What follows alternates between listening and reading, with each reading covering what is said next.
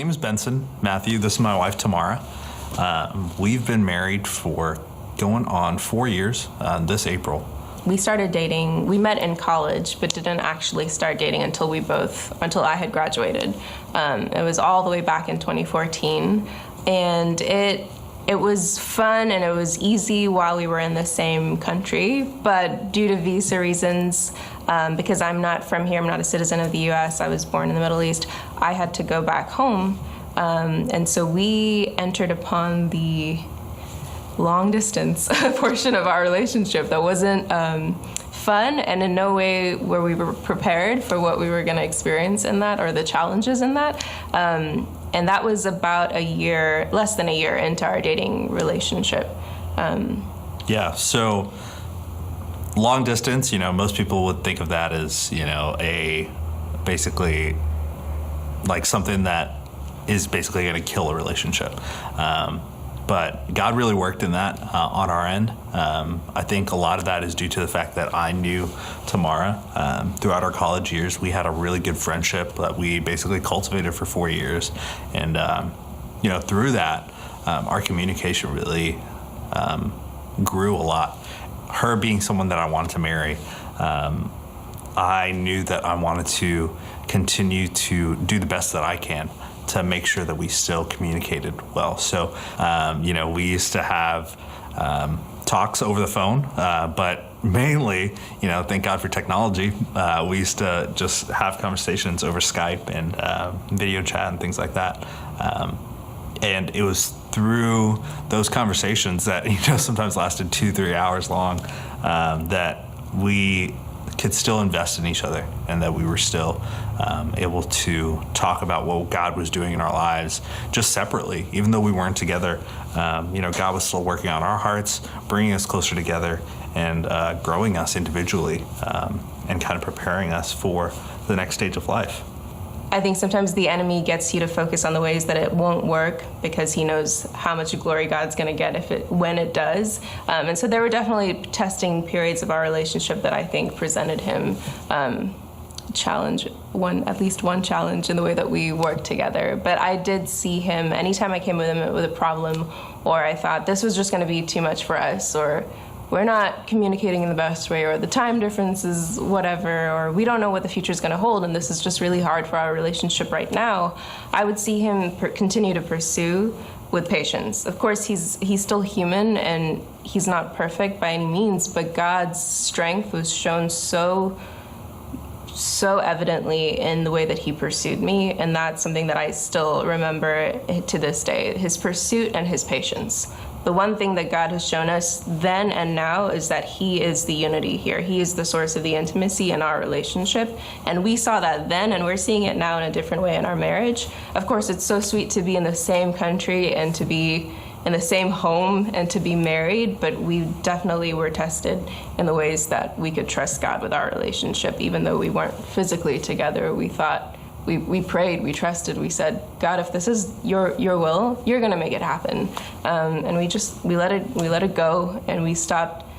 I guess we tried to stop constructing what it should look like and just learn to surrender and trust God's timing. And we did go through challenges after that, even when I came back with immigration and so on and so forth. But God has proved himself faithful because we trusted him, and we were okay with whatever happened. Of course, it's hard being vulnerable with your trust, but when you're giving it to God, he's not going to throw that against you, and it's not going to be for your harm. It's going to be for your good. That may not always look like the relationship is going to work out, but he is going to use whatever you give him for your good, and you can trust him with that vulnerability. So God's always having to work on us individually, and always having to shape us and mold us into a better man and a better woman of God, so that we can love each other better. So in no way does being in a relationship just suddenly solve all your problems. In fact, it's more so that God really uses it to not only challenge you, but grow you as well. I think one of the things about Sugar Creek and that I love is that they're so ready to pour into you and give you opportunities and spaces to grow and be fed, but Sugar Creek is also really good at challenging you to serve, and I think that's been fundamental for our marriage and the way that we grow.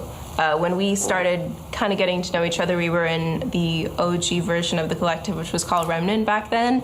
And I just remember us being poured into and fed, which is so useful for someone that's growing up and forming themselves, their Christian identity and their worldview. But as we've been growing older and maturing in our marriage, there's been opportunity after opportunity to serve, and that has molded part of our marriage and who we want to be, not just as a married couple, but who we want to be individually. It's given us a desire to see outside of our spectrum of there's work and then you got to take care of your home. And it's easy to find excuses when you're married, like, oh, it would be easier to just turn in early. I know we're so old these days, but we would sometimes choose sleep or the convenience of our own structure over serving. But the collective is really and Sugar Creek has really molded us and challenged us to see outside of what our normal routine is. And I really appreciate that because I've been pushed and eventually it has come to bless us because serving and giving of your time is hard while it's happening, but it's so worth it. In the middle of and after, you get to see the fruit just of what you've poured into a ministry. And that's special to us because that's how we want to be seen. That's how we want to be known, by loving others and serving others ahead of ourselves. And so it's helping us form the identity of the marriage that we want to have here on earth, the way that we want to be used by God. So it's been really special to us, for sure, to learn those things, to be part of it. Awesome. That's such a good story. Yeah, we can definitely give a hand clap for that. If you don't know Benson and Tamara, they're one of our rock star couples here at the collective. Benson is the one that makes the coffee and does all the nice iced coffees and everything we have outside for you guys. And he is so faithful to the ministry, and we're so thankful for them. And then Tamara, she has a beautiful voice, and she sings for us here at the collective. So we're so thankful for that. If anybody over here, if you feel like you can't see and you want to move to the middle, that's totally fine. We're not going to be upset if you want to walk over this way. But we will have that because I know that our stage and just sometimes may not have as good of a seat. So if you want to move, feel free right now to go ahead and move. And nobody's going to make fun of you for grabbing a bad seat. All right. So tonight we got the panel. Who's excited? Anybody? Okay. All right, we're so thankful for the questions that you submitted this last week. We're going to try to answer a few of those tonight. We're not going to probably get to all of them depending on how long-winded our panel is up here. But the first thing I want to do is just introduce them to you. So I want to allow them to tell you a little bit about them, who they are, and then how they ended up getting here tonight. So we'll start with Clint on the far end down there, and we'll work our way down. Awesome. Hey, thank you, Mo. My name's Clint Smith. I am the campus pastor at Missouri City. So Missouri City, let me hear you out there. Woo! I've been here for about a year. And so a little bit of how we met. So Ashley's dad she grew up here in Houston. Her dad was a worship pastor. And I was serving at a church when I was 18 years old. I was a children's intern at Dauphin Way Baptist in Mobile, Alabama. Our church called her dad to come and be our worship pastor. And so I don't know if you guys are familiar, but a lot of times when pastors will come in town, they'll send a picture and it'll be in the bulletin, new pastor coming in, new worship pastor. And so the Sunday that they announced that they were gonna be our new worship pastor, there was a picture of the family, and it had Ashley and her family. And my best friend and I were sitting out in the pews, and I said, I'm gonna go out with that girl. And he said, no, I'm gonna go out with that girl. So we shook on it and we said, okay, whoever gets to her first, the other one's gotta back off. Well, the first Sunday comes, and the college group, we were at Garfield's restaurant at the mall, and he was working that night. So, God works in mysterious ways. And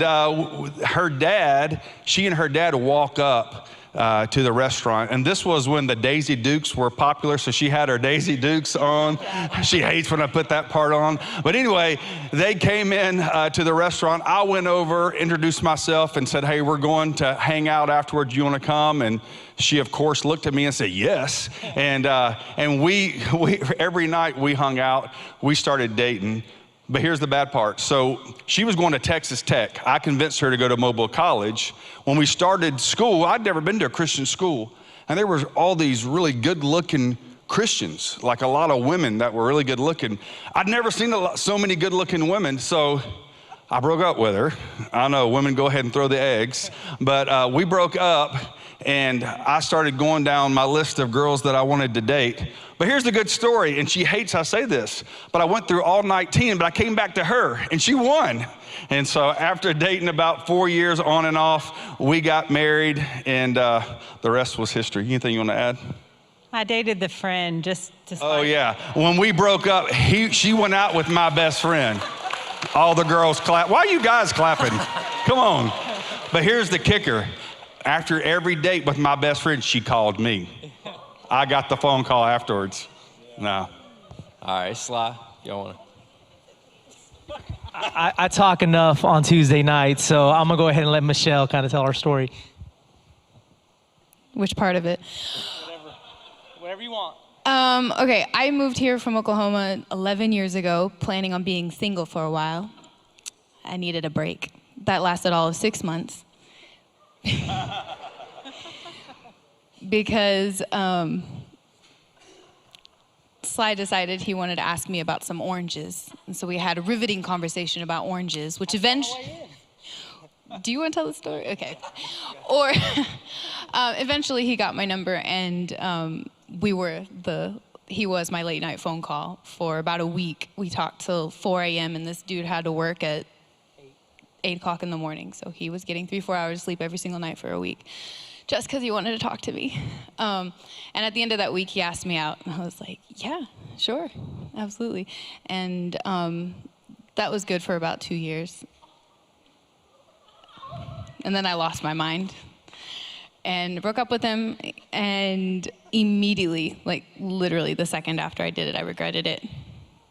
He made me sweat for like 6 months as I worked really hard to get him back.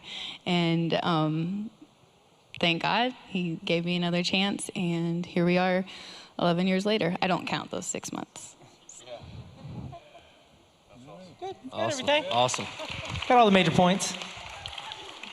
Just to add a little quick, I just saw her walk in here at the church. It's admin 120. It's in the offices. I saw her walk in. It's like, whoa, wow, she's really pretty. I was like breaking up with the girl at the time, and I was like, I can't because I'm dating her, but she's really pretty. But I can't. But she's really pretty. And then that girl dumped me like the next week, and then I was like, okay, I got to find a way to talk to this girl. Oranges happened to come up, so yeah. Awesome. Here we go. We are Gary and Barbara Hill, and I'm the pastor of administration here at the church for the past 16 years. Been in the ministry 35 years, and it's been phenomenal to see what God has done with us. We will celebrate our 50th wedding anniversary this December. Amen. Amen. There we go. Yep.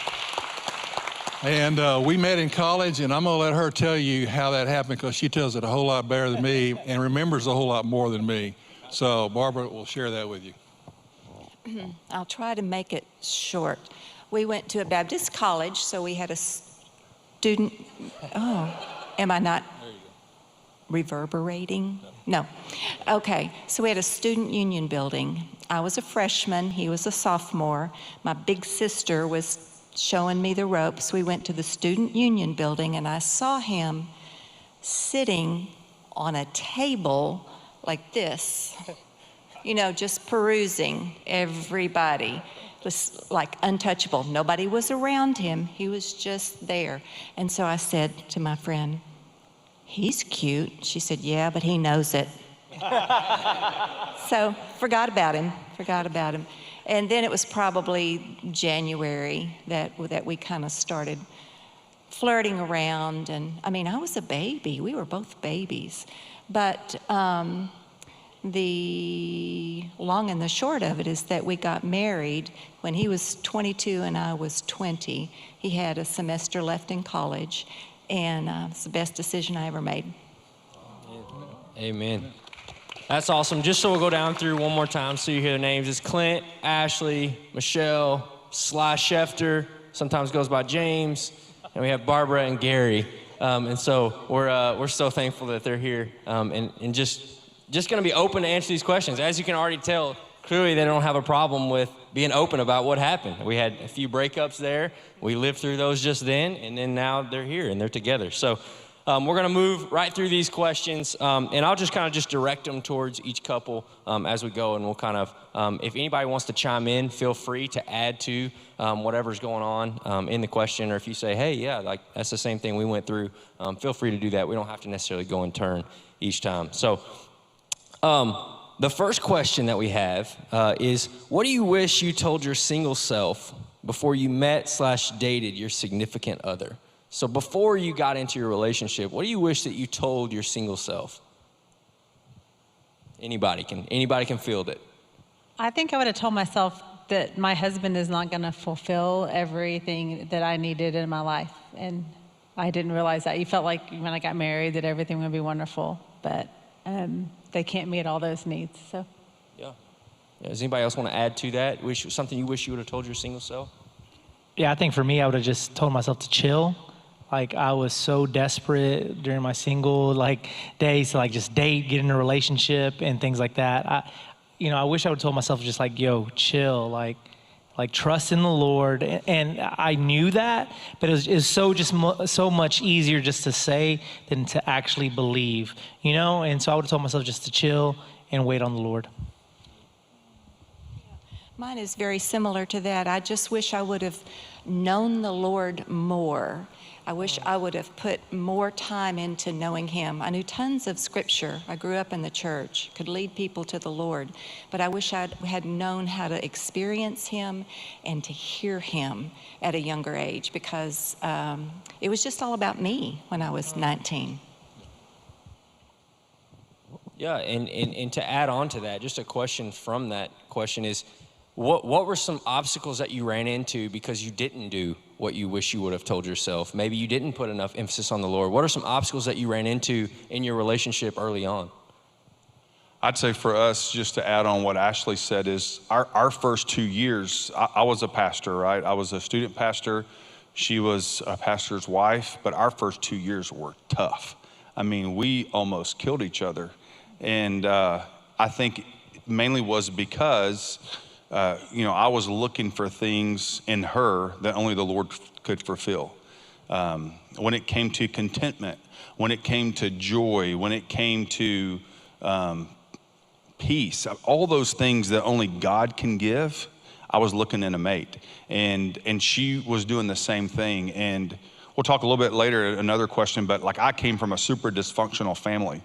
And so a lot of stuff that I brought into my marriage, I hadn't dealt with. And so we had to also work through those things over the years of my life. And she came from a great Christian home, but me going into marriage, I brought stuff and put it on her that I hadn't dealt with. So we had to go through all that and deal with that and heal from those things before we could really grow in our marriage.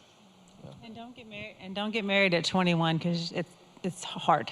Yeah, we were 21 when we got married, and we had no money, which that's another hard thing. And then we brought a child into the world, and so all the tough things we had that we were up against, but we prevailed, and God was good and faithful, and so.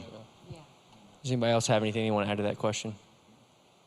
Just as far as, was there anything that you didn't tell yourself when you were single that you wish you would have, and then you saw it kind of play out in your relationship as you were kind of working through that?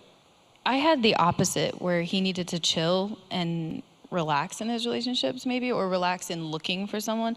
I needed to take my relationships more seriously, take more time to define the relationship if I was in a relationship. Not that I was necessarily looking for a husband. In fact, that's exactly the opposite. I was actively dating, not wanting to get married, which was a very, very backwards way of thinking about it. It was very selfish and purely for my own benefit in that moment. And I hurt a lot of people along the way, and I got hurt a lot along the way as well. So there's a balance there between taking things less seriously, aka focusing more on your relationship, growing yourself, because your spouse eventually is never going to fulfill all those needs, but then also taking it seriously if you are in a relationship, and doing right by that person, which could mean getting serious about the relationship, or it could mean breaking up with them because you realize you're just doing this for You have no intention of going further with this. So why are you still there? So yeah, I would tell myself to take things more seriously. Yeah, that's good. That's good. I want to direct this question to Barbara.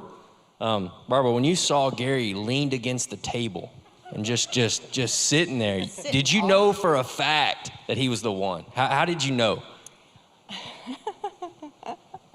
He just looked that good on the table. He was just really good looking.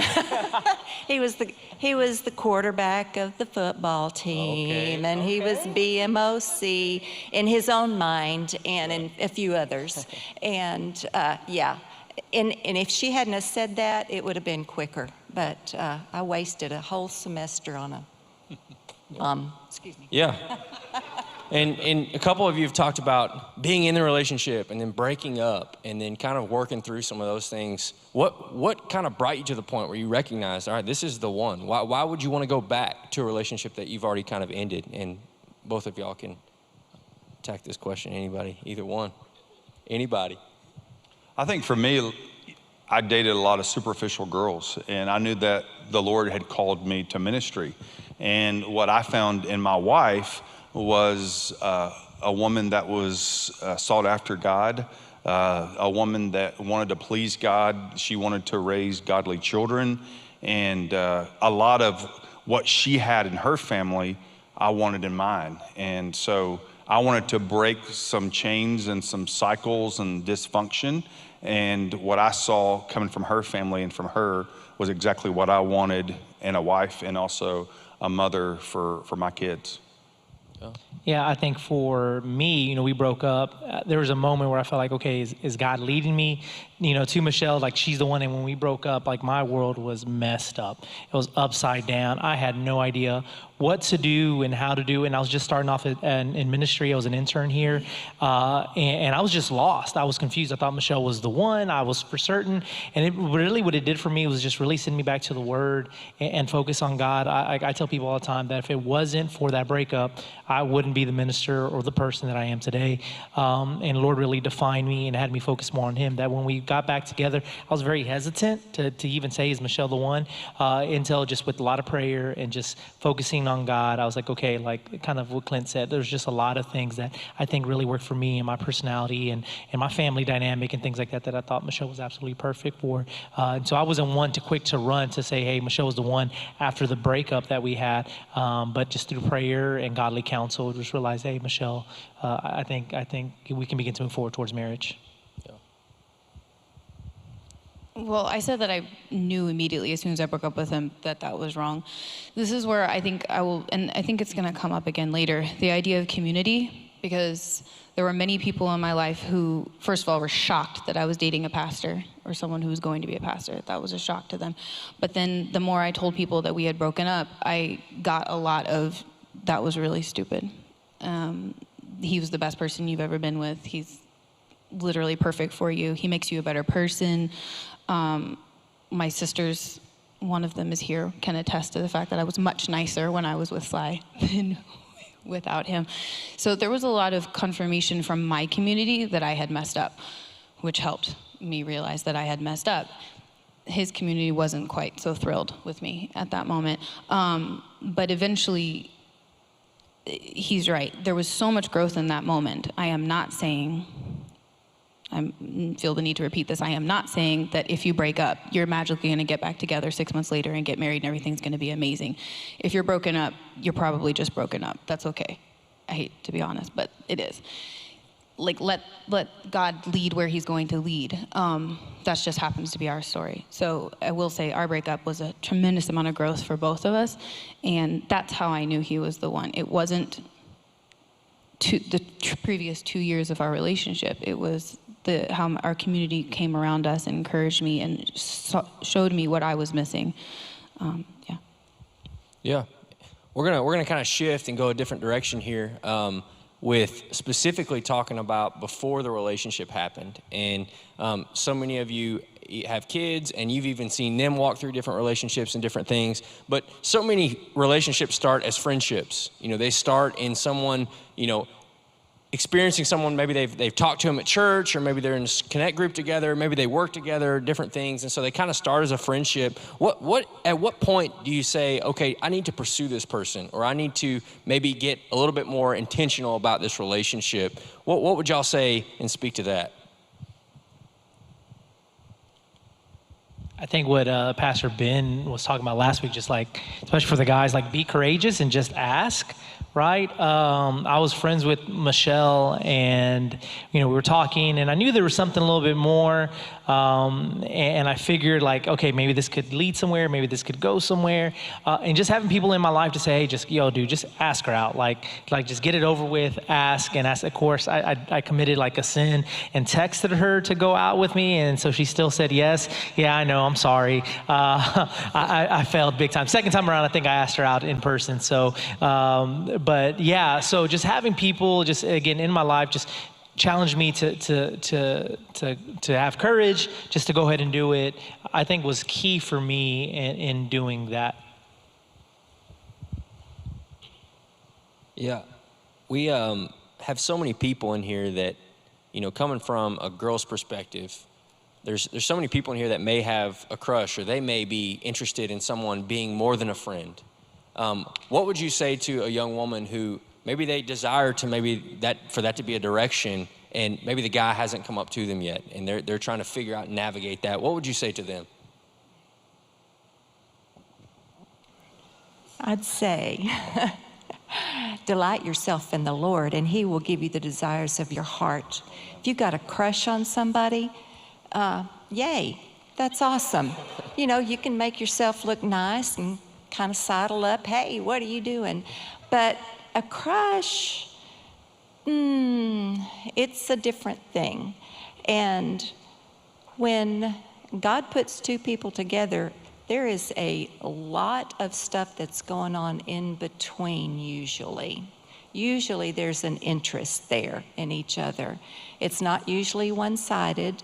If a girl has a crush on somebody else and he doesn't see her for whatever reason, he's not worth it. If he doesn't see who you are, he is not worth it. Let God choose him. Delight yourself in the Lord and say, man, I really think that guy is cute, God. What do you think? Just let him speak to you, and just go ahead and say, I've got this desire, I'm giving it to you, and I'm going to let you choose. But would you choose somebody that I like and it's good looking and that kind of stuff? He is the best. He is the best matchmaker. Amen. So crushes are great, but they're just here today and gone tomorrow. Yeah. What do any of the other ladies, would y'all like to speak to that as well? Or I feel like she answered it pretty well. So we can move right along. So of course, none of us up here on this panel are given a life of singleness. But we do have questions as far as, when does someone know that they should pursue a relationship and maybe they're called to singleness? What would y'all say is kind of the biggest telltale sign, or where someone has maybe experienced some rough relationships and maybe they're kind of broken a little bit? How would you tell somebody to navigate that and figure out if they're actually called to singleness, or if they're just maybe in a season of singleness? Just to open the question up, like if you're single right now, you're called to singleness. Yeah. Like if you're single right now, you're called to singleness. I think when we talk about this idea of called to singleness is like, well, I'm single and I'm going to serve the Lord forever. I'm going to go to the mountains of Nepal with Eric and the Extreme Team and just share the gospel all over the place. Like, no, like you're called to singleness now. So go to Blend In, go to Starbucks and share the gospel there, right? Like you don't have to be called to singleness and live in the mountains and share the gospel there. No, you can do it in your own backyard. If you're single right now, you're called to singleness. So serve the Lord with all your singleness. Then if somebody comes down along the line and you're in a relationship, well then, hey, you'll navigate how to do that. But I would say just for right now, you're called to singleness if you're single. Yeah, that's a really good word. I think so many of us try to rush into that relationship, and I think you've heard the panel from so many different couples up here that the biggest thing they wish they would have done was focus on the Lord. And I think exactly what Sly just said is if we're in a season of singleness, that that's where we're supposed to be, and that's exactly where God has us. And so we should be able to delight in the Lord, as Barbara said, and that we shouldn't be trying to rush into that relationship. That's a great answer, Sly. Yeah, you get something else? Well, Sure. I just had one thing to say.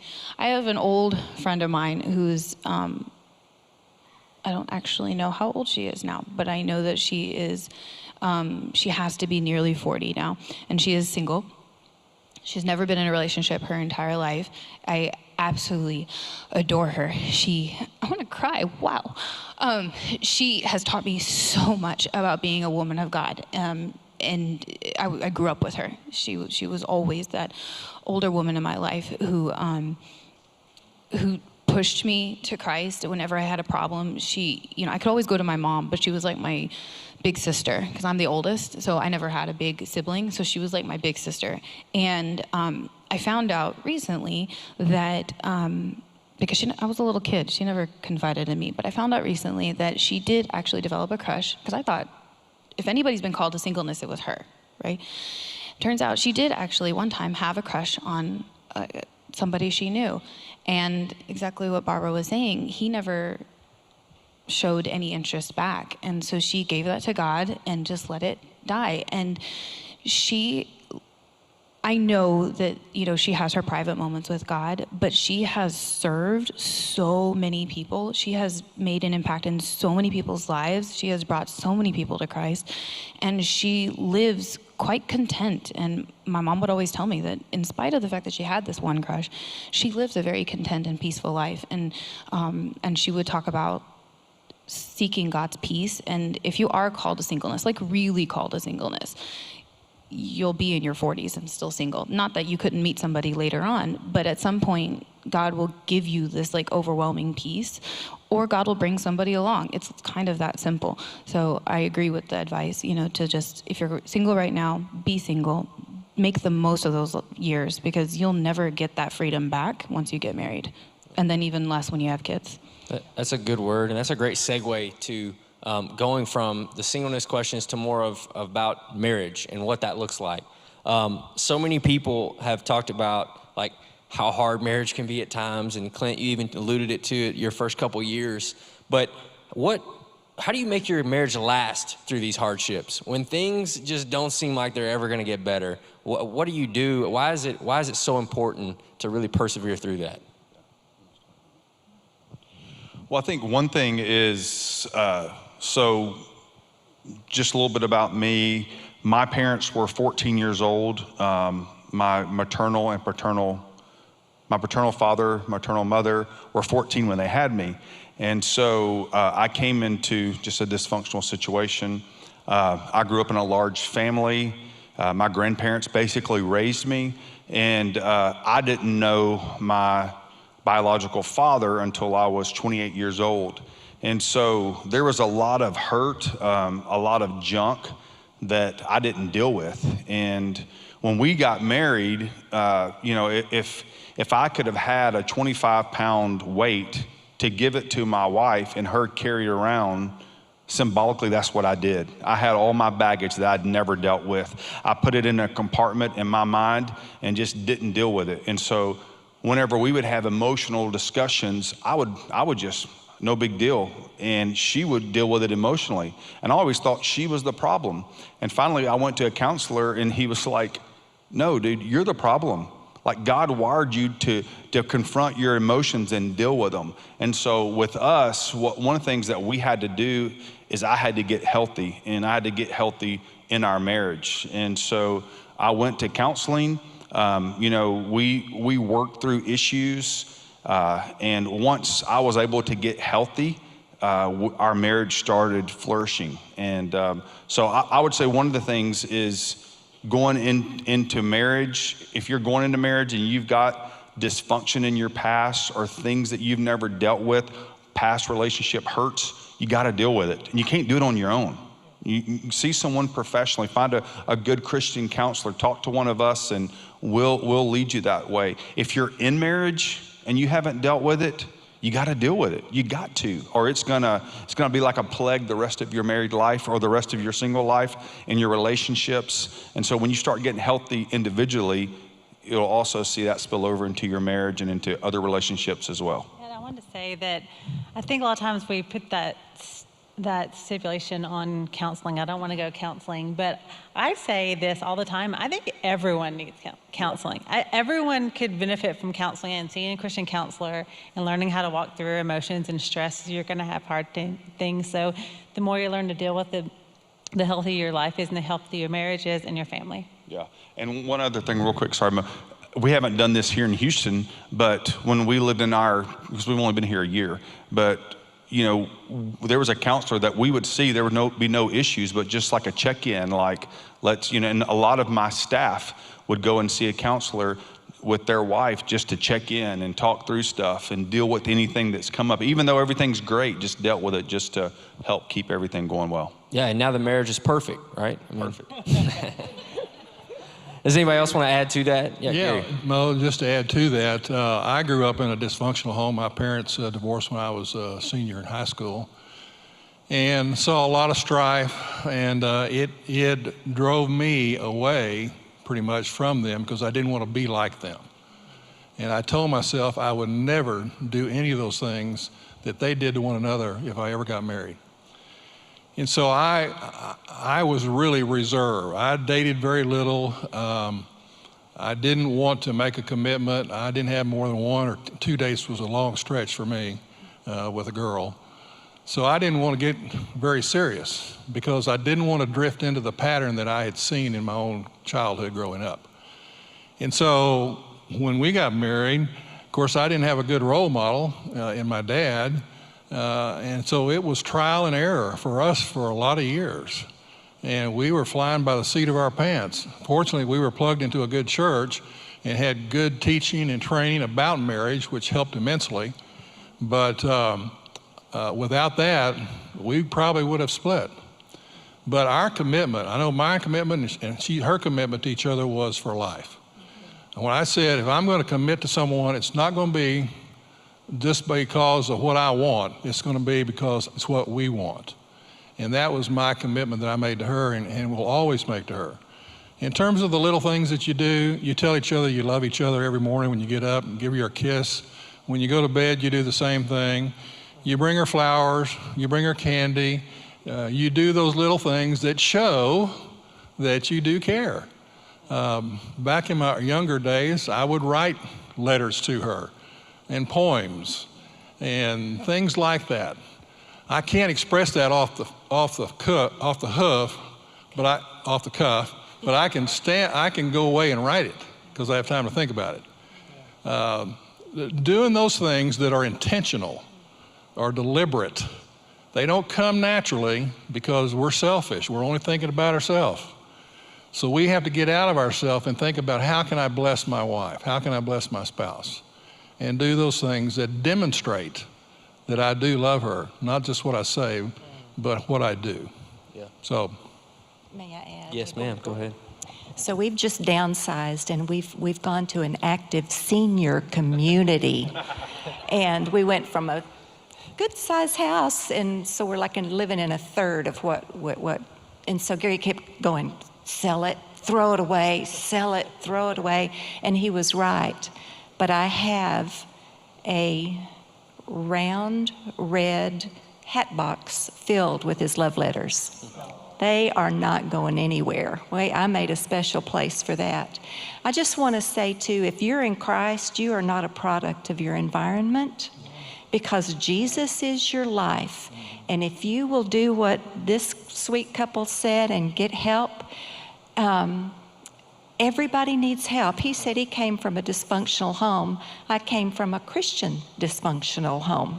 Everybody has dysfunction in your family if you have people in your family. Because everybody is somewhere on the road to becoming more like Jesus.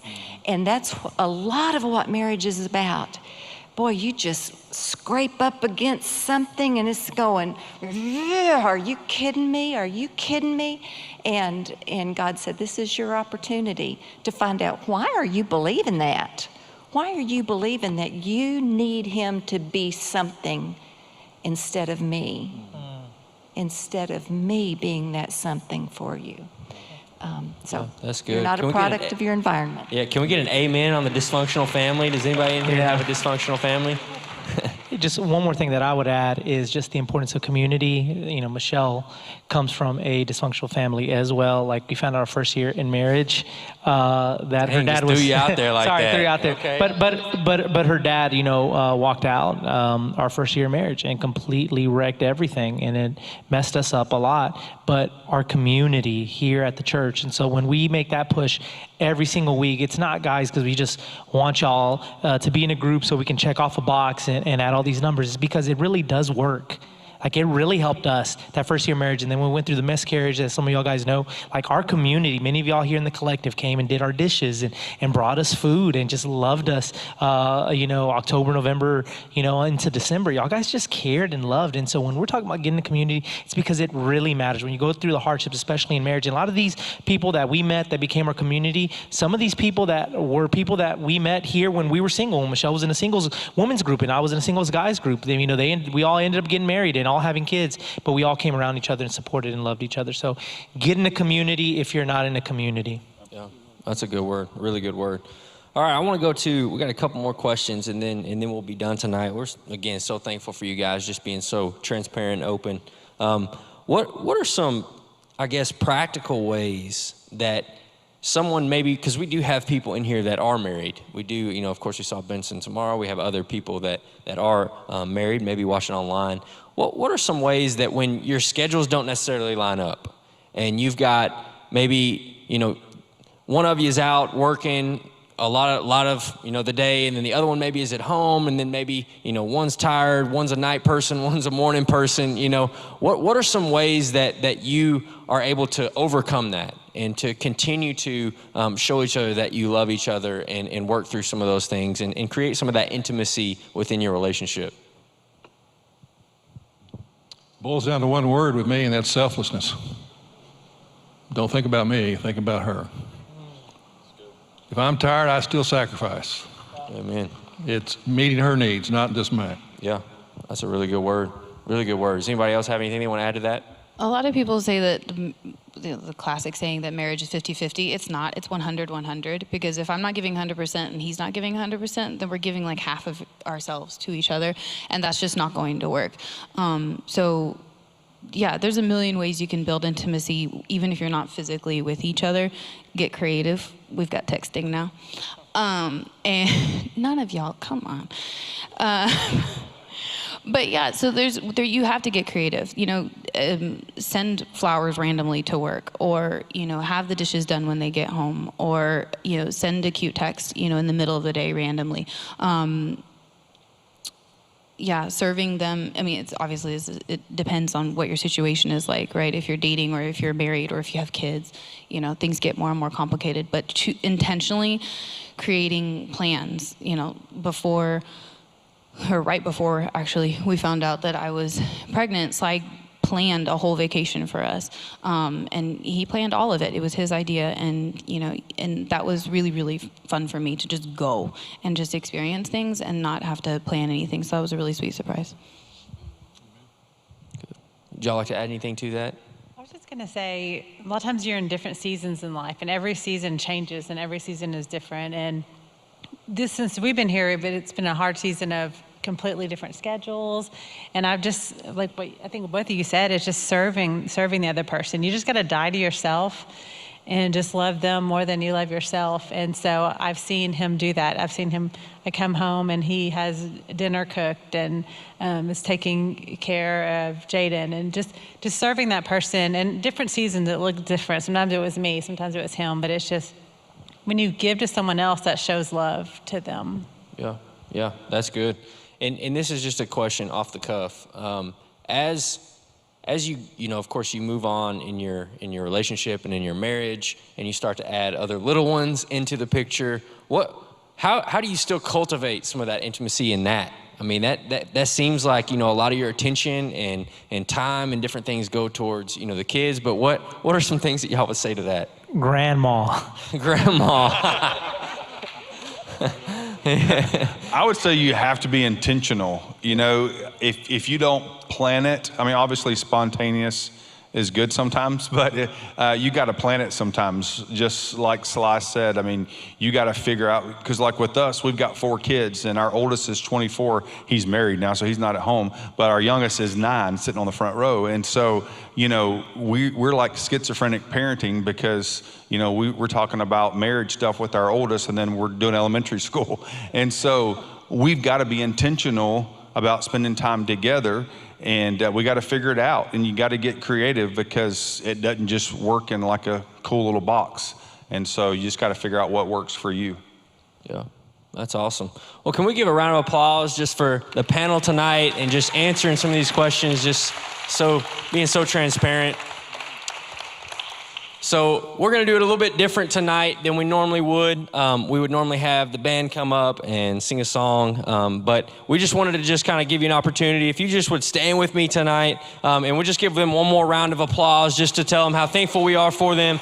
We're actually gonna have Gary stand outside. He's gonna show us the laying on the table technique for all you guys that want to stick around for that. Evidently it worked, so if any of y'all want to stick around for that. If not, you guys are free to go. You can go upstairs. We will have basketball tonight and different things. Make sure you grab some snacks and some different stuff. So thank you so much for being here.